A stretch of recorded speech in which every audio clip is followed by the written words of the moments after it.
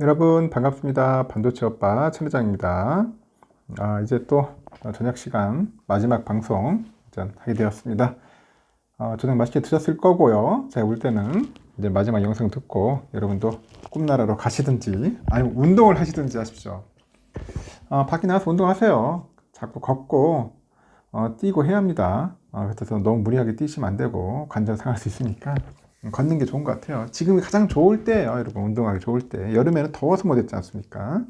이제 가을이잖아, 가을. 귀뚜라미 소리 들으면서 한번 걸어 보십시오. 나름대로 좋아요. 한밤중에 귀뚜라미 소리면 낭만적일 수도 있습니다. 내일 장이 열리니까 좀 설레기 시작하죠. 내일 과연 어떤 모습을 또 보여줄지 궁금해집니다. 또 폭락장이 올 건지, 아니면 또 말 그대로 상승장이 올 건지, 아니면 또 횡보를 할 건지. 하여튼 자기 흐름 상당히 기대되는데, 내일은 그렇게 썩 좋지 않을 것 같아요. 그렇게 뭐 유쾌하지는 않을 것 같습니다. 유쾌하지는 않을 것 같으니까, 마음의 각오는 좀 다짐이나 마음의 준비 잘 하세요. 또 폭락한다고 해가지고 너무 우울해하지 말고, 또 폭락하면은 또 그때가 기회다 싶어가지고 들어가시는 분들이 상당히 많지 않을까 하는 생각도 듭니다. 그런 생각이 들어요. 금리의 그 불확실성과 그 중동발 그 전쟁의 그 영향으로 인해 가지고 국내 증시의 이제 변동성이 이제 확대되고 있어요. 이런 상황에서 증권가는 3, 4분기 실적 발표에 주목을 합니다. 대형 기업들의 실적 발표가 이달이죠. 넷째 주. 넷째 주에 이제 주목을 하는 것, 넷째 주에 예정돼 있는데, 이번 주는 관망세가 나타날 가능성이 높다는 그런 분석도 있다는 거죠. 한국거래소에 따르니까 지난주 코스피는 전주 대비 1.97% 정도 올라가지고 2456.15에 거래를 마쳤는데요. 이 코스닥은 0.78% 올라가지고 822.78에 마감을 했다는 겁니다. 금리 인상의 장기화 우려에 이스라엘하고 하마스 간 전쟁까지 발발하다 보니까 코스피 지수는 지난 10일이죠. 2402.58까지 내리기도 합니다. 2402.58까지 내리기도 했는데 일부의 미 연방준비제도 위원들을 중심으로 해가지고 추가 금리 인상이 불필요하다.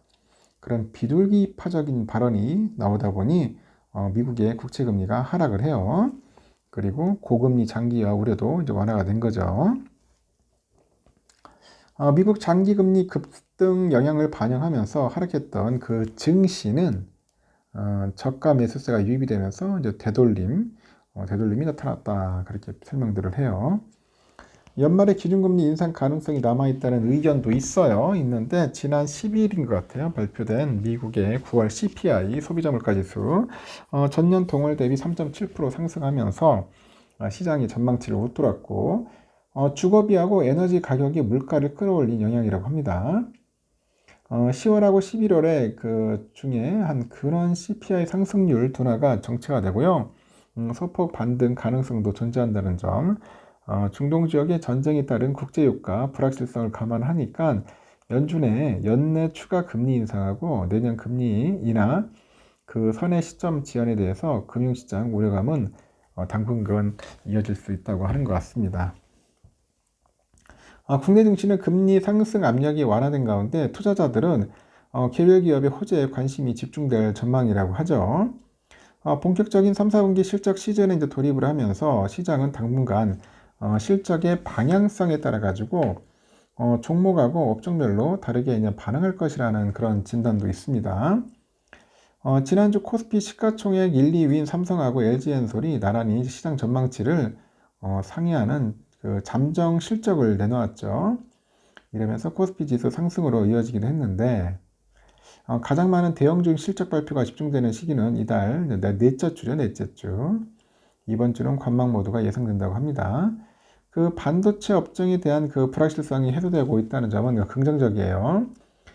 미국 정부가 이제 삼성하고 하이닉스 중국 공장에 대해서 미국산 그 반도체 장비 공급을 이제 허용했다는 거죠. 허용했다. 그래서 공장 운영하고 투자 관련 불확실성이 좀 완화됐다는 그런 분석도 나옵니다. 증권가는 미국 9월에 그 소매 판매랑 연준 위원들의 발언에 주목할 것을 조언을 하는데, 특히 오는 20일에 뉴욕 경제 클럽에서 제롬 파월 연준 의장의 발언을 확인할 필요가 있어요. 시장 컨센은 9월 소매 판매가 8월보다도 둔화될 것으로 예상을 하고 있고요. 이 같은 소비지표 흐름은 연준의 통화정책 방향이 있어서 금리의 동결 가능성을 높일 것으로 보인다. 금리 동결 가능성을 높일 것으로 보인다. 하여튼 내일은 과연 어떨까 상당히 궁금해집니다. 뭐 코스피, 코스닥 뭐 금요일에 다 빠져가지고 상태가 좀 안 좋았고요. 지금 보니까 미국장도 그래요. 토요일 날 보니까 미국장 토요일 날 다우지수도 처음에 오르더니 쭉 횡보하는 그런 모습을 보였습니다. 그래도 뭐 소폭 올랐고 나스닥은 그냥 뭐 쭉 빠지더라고요. 그냥 쭉 빠졌습니다. 1.23% 정도. S&P도 쭉 흘러내려가지고 한 0.5% 정도 빠졌죠. 기술주 나스닥들이 좀 많이 빠졌어요. 영국도 한 0.59% 빠지고 프랑스 1.42% 정도 빠졌습니다. 독일도 빠졌어요. 독일도 1.5% 많이 빠졌다. 다 빠졌습니다. 필라델피아 반도체 많이 빠졌어요. 완전 음봉이 완전 확실한 음봉을 보여줬습니다. 음봉으로 쭉 빼버렸네, 그냥 보니까. 그래서 좀 황당해요. 지금, 내가 볼 때는 지금 이평선 위로 잘 올라가다가 그냥 한 방에 그냥 고꾸라 버리네요. 그냥 쭉 빠져버렸네요. 그래서, 결국은 우리나라 반도체 섹터도 좀 흔들릴 것 같아요. 충격이 올 것 같습니다. 환율은 지금 오르네요. 1355원, 10원이나 급등을 했죠. 1355원, 달러 일본엔 149.5엔 소폭 하락을 했고, 유가는 87.69달러. 일본 엔화는 905.96원, 유로화는 1423.83원, 중국 이하나 185.31원입니다. 휘발유 1778.67원, 그리고 국제금값 1941.5달러, 국내는 83,212.96원, 금값도 좀 올랐습니다. 미국 국제 10년물 보니까 4.6170이네요. 4.6170. 4.9, 4.8, 4.7, 4.6까지는 내려왔습니다. 좀 빠지는 듯한 모습을 보입니다. 다행스럽게. 선물지수는 토요일 날 보니까 다우도 한 0.03 소폭 빠졌고요. S&P는 0.65, 나스닥은 1.33, 그리고 러셀은 1.2, 좀 더 많이 빠졌죠. 선물지수는 별로 안 좋았고요.